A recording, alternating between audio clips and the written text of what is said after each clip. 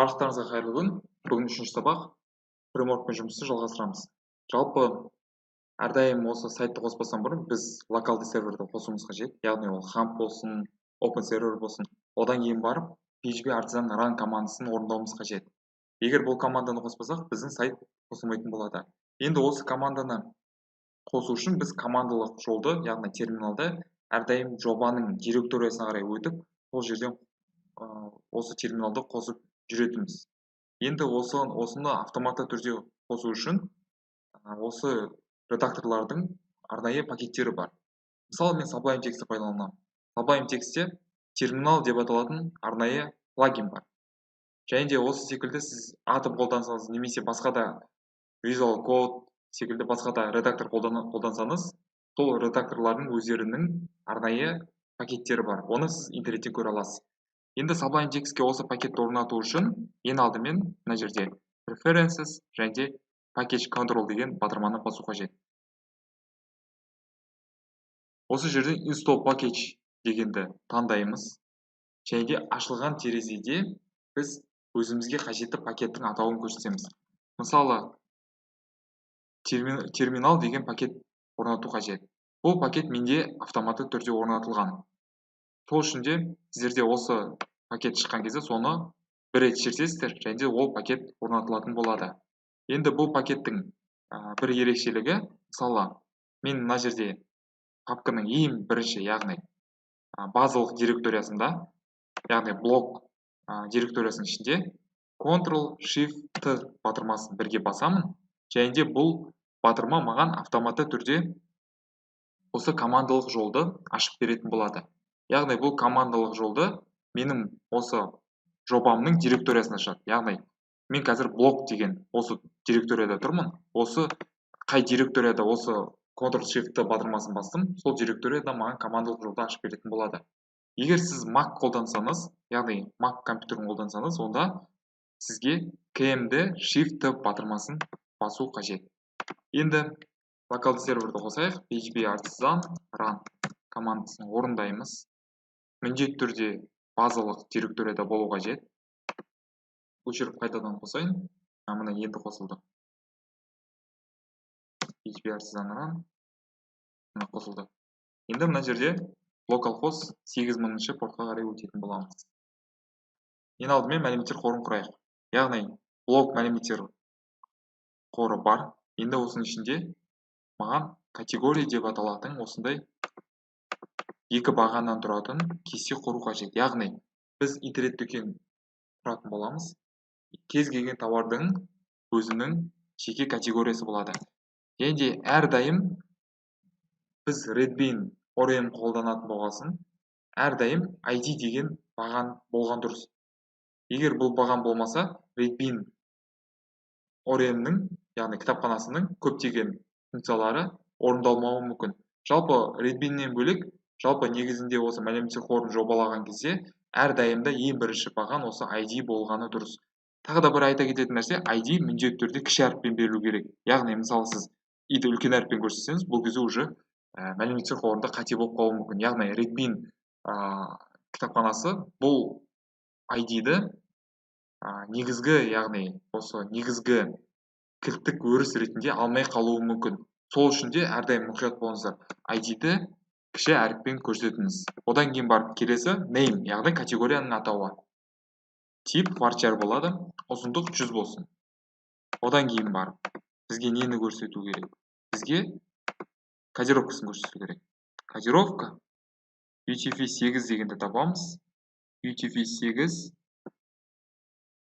кішкене жоғары кетіп қалыппын. UTF-8 General C дегенді қоятын боламыз. Яғни бұл жерде әлемдегі барлық алфавиттің ASCII коды бар. Одан кейін барып индекс деген жерге біз мысалы былай көрсек болады. Автоинкремент деген таңдаймыз, автоматты түрде кілттік өріс берілетін болады. Қалған бағандарды қою бізге қажет жоқ. Біз тек кестеге кодировканы көрсетеміз. Ол тағы да UTF-8 General C болады.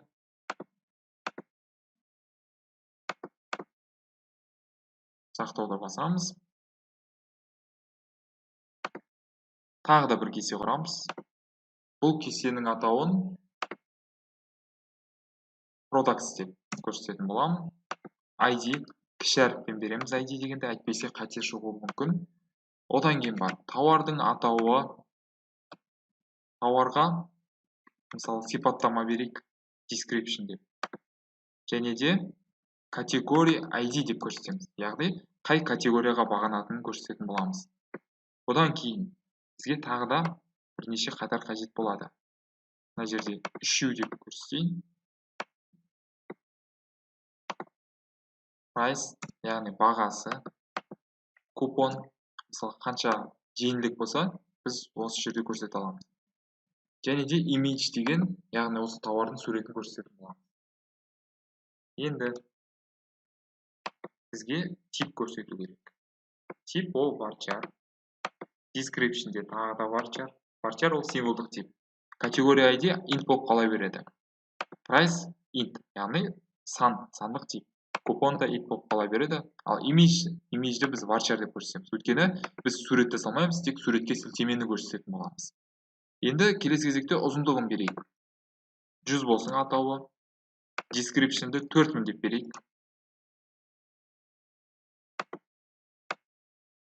Енді суретке 16000 деп көрсетейік. Өйткені сілтеменің ұзындығы кішкене ұзын болуы мүмкін. Ешқандай индекс көрсету керек емес. 0 деген жерде купонды мысалы қосып қоямыз. Өйткені купонға мысалы жеңілдік, яғни тауарға жеңілдік болмауы да мүмкін. Сол үшін де бос орынға рұқсат береміз. Одан кейін барып сравнение, яғни кодировкасы көрсетеміз. Кодировка бізде барлығында стандартты. UTF 8 General C дегенде тауып аламыз.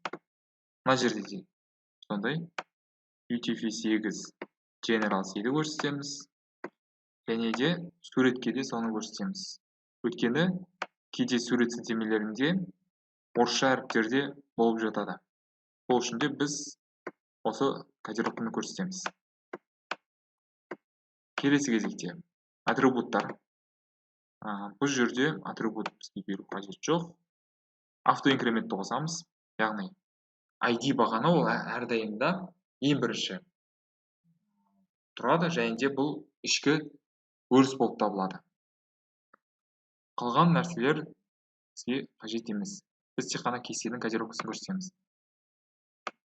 UTF 8 General C. Сохранить батырмасын басамыз. Енді келесі кезекте біз связи деген осы бір бағанға қарай өтетін боламыз. Связи деген бағанына қарай өтеміз, яғни екі кестенің арасындағы байланысты көрсетеміз. Бізде қазір products кестесінде тұрмыз. Бұның ішінде категория ID ол foreign key болып табылады, яғни ішкі кілт болады, бағынышты кілт. Енді бұны біз өзіміздің блок мәліметтер қорындағы категория кестесіндегі ID мен байланыстыратын боламыз. Енді on delete дегенде каскад дегенді қоямыз, on update де каскадты. Өйткені мысалы бізде қандай да бір категория өшіп қалса, автоматты түрде сол категорияға кіретін барлық тауарлар да бірге өшетін болады. Сол үшін де осы каскад екенін көрсетеміз. Енді бір мәлімет енгізейік. Қарапайым бір категория енгізейік. ID-ді бермесек болады, бұл автоматты түрде берілетін болады. Өйткені біз автоинкремент дегенге орнатып қойған едік. Енді аксессуары деп көрсетейік. Және де екіншісіне тағы да бір жол енгізейік. Обуви деп енгізейік.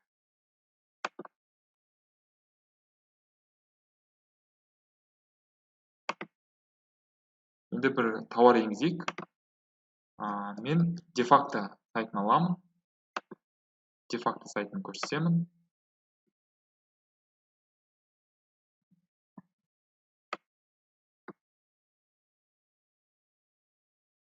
Осы аяқ киімді алайын. Және де осы қара аяқ киімді алайын. Суретін көшіріп аламын. Енді products кестесінде осы мәліметтерді көрсетеміз. Image дегенде суретін қойдым. Одан кейін бар. Бұл аяқ киімнің атауын көшіріп аламын. атауын қоямыз. Описаниясы, яғни сипаттамасы. Сипаттамасы енді бұл жерде түркше жазылған екен. Түркше қоя берейік. Түркше қояйық. Енді бағасы. Бағасы 7990. Категория. Бұл аяқ киім категориясына жатады. Одан кейін бар екінші тауар. Екінші тауардың атауы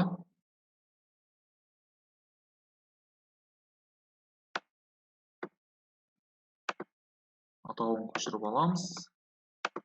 Және де сипаттамасы. Түркше сөздермен берілген сипаттамасын қоямыз. Бұл да аяқ киім категориясына жатады. Бағасы 2990. Бұған енді купон берейік. 10% жеңілдік берейік. Одан кейін барып астына қарай өтеміз. 10% жеңілдік береміз. Және де суретті қоямыз. Бұл жерде сурет копировать URL картинка дейміз. Суретті қойдым. Енді сақтауды басамыз батырманы. Мына жерде мына мәліметтер енгізілді. Біз купонды бермесек, ол автоматты түрде нөлдік мән берілетін болады. Енді келесі кезекте осыларды шығарайық. Шығару үшін ең бірінші маған модель құру керек. Біз модельді құруымыз үшін мына жерде біз мысалы қайтадан жаңадан командалық жолда ашпай, кез келген басты директорияда бір файлды ашамда, осы файлға мысалы бір рет шертемді, Ctrl-Shift батырмасын бірге басатын боламын. Міне осы батырманы басқаннан кейін маған жаңадан тағы да бір осындай терминал ашып беретін болады. Енді осы терминалға біз сіздермен бірге модель құрамыз. Яғни ол модель негізінде біздің осы кестелермен жұмыс жасайды. Қазіргі кезде бізде екі кесте бар. Екі кесте. Оның біреуі products кестесі, ал екіншісі категория деп аталатын кесте. Енді осы кестеге арнап біз модель құрайық. PHP Artisan Create. Мысалы, мына жерде help деп осы батырманы теретін болсаңыздар, сіздерге мысалы команданы көрсетіп беретін болады. Мысалы, бізге қазіргі кезде мына модельді құру керек. PHP Artisan Create модель деп көрсететін боламыз. Және де модельдің атауын жазамыз. Мысалы, категория деп аталсын. Және де сол модельдің атауын көрсеттік. Міне, модель сәтті құрылды. Енді оны құрылған жері мына модельсің ішінде, біз көрсеткен категория деген модель құрылды. Біздің кестенің атауы кішкентай әріппен категория деп берілген. Біз сол себепті бұны кішкене өзгертеміз. Мына жерде бізде стандартты түрде user деп аталатын модель бар. Енді осы модель, бұндай кесте бізде мәліметтер қорында жоқ. Ол стандартта берілген фреймворкпен бірге. Біз енді осыны products деп көрсетсек болады. Немесе модельдің атауларын негізінде көпше түрде бермеген дұрыс. Жекеше, яғни көпше түрде болмағаны дұрыс. Сол үшін де product деп көрсетейік. Және де мына жерде userді product деп өзгертемін. Ал мына жерде table дегеніміз ол бізде кестенің атауы. Кестенің атауы product емес, products деп. Яғни кішкентай әріптермен products деп аталады. Осыны енді сақтаймыз. Енді осы модельмен жұмыс жасау үшін бізде home контроллер деген бар. Яғни осы контроллер негізгі бетке байланыстырылған. Енді осының ішінде мына жерде көріп отырғандарыңыздай user деген тұр модель. Бұл қазір бізде жоқ. Біз бұны product деп ауыстырып тастадық. Енді осы productпен біз байланыс жасаймыз қазір. Байланыс жасау үшін біз мысалы products деп алайық. db, b кішкентай әріппен болады, мұқият болыңыздар. Және де мына жерде find all деген әдіс бар. Яғни бүкіл мәліметтерді шығарып береді. Енді кестеге біз кестені былай көрсетеміз. Product. Біз мұны импорт жасаған міндетті түрде use болу керек. Product моделін қосамыз. Және де оның ішіндегі table деген осы кестенің атауын аламыз. Мысалы, мына жерде модельсінің ішінде productқа кіретін болсақ, мына table деген константа берілген. Бұл кестенің атауы. Енді осы мәліметтерді алдық. Мәліметтерді біз мысалы мына жерде var dump деп шығарып көрсетсек болады. Products деп жазамын, сақтаймын. Енді біз өзіміздің сайтқа қарай өтеміз, обновить етеміз. Міне, мына жерде бізде осы мәліметтер шықты. Енді бұл мәліметтер көбінесе JSON форматында енді бейнеленген, және де осы түрде енді ыңғайсыз түрде көрсетілген. Біз енді осыны HTML-ге берейік. Sys view, view'ден кейін біз set, яғни view ол бізге осы шаблонды қайтарады. Set дегеніміз ол қандай да бір шаблонға мәлімет беру. Мысалы, біз products деген осы кілттік сөзді береміз, ал оның мәніне біз өзіміздің осы products айнымалысын беретін боламыз. Енді осы products айнымалысын біз өзімізде осы view'дің ішінде алайық. Яғни бізде қазір home деген view бар. Енді осының ішінде біз мынандай бір for each, яғни Smarty шаблонының циклы болып табылады. Бұл жерде біз for each'ің ішінде мәліметтерді көрсететін боламыз. Мәліметтерді көрсетпестен бұрын кішігірім осы шаблонға тоқтап кетейін.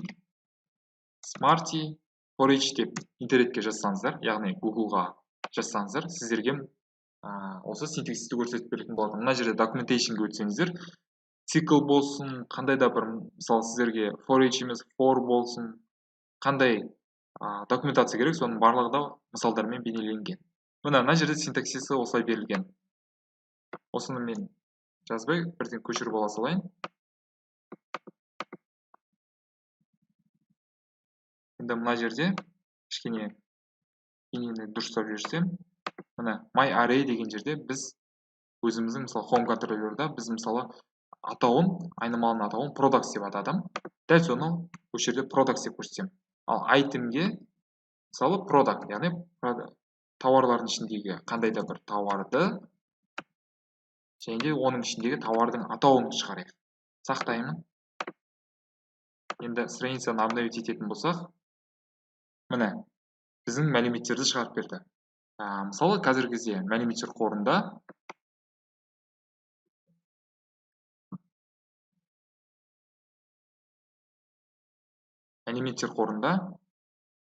екі тауар бар. Сол тауардың атауын шығардық. Көріп отырғандарыңыздай, біз оны, яғни HTML кодты бөлек жаздық. Осы жерге, яғни бөлек файлға, ал мәліметтер қорымен жұмысты бөлек жаздық. Екеуін бір-бірімен араластырған жоқпыз. Бұл өте әдемі көрінеді, яғни өте таза және де түсінікті, және де код көбейген сайын ол кезде сіз шатаспайтын боласыз. Және де біз мысалы атауынан бөлек, мысалы description деген бар. Мысалы оны мына жерде осы баған атауларынан ала аласыздар. Мысалы name бар, description бар, немесе price, бағасы, немесе суретін, осының барлығында сол біз көрсеткен осы бағандарды көрсету арқылы ала аласыздар. Енді обновить етемін. Мына жерде сол тауардың сипаттамасын шығарып берді.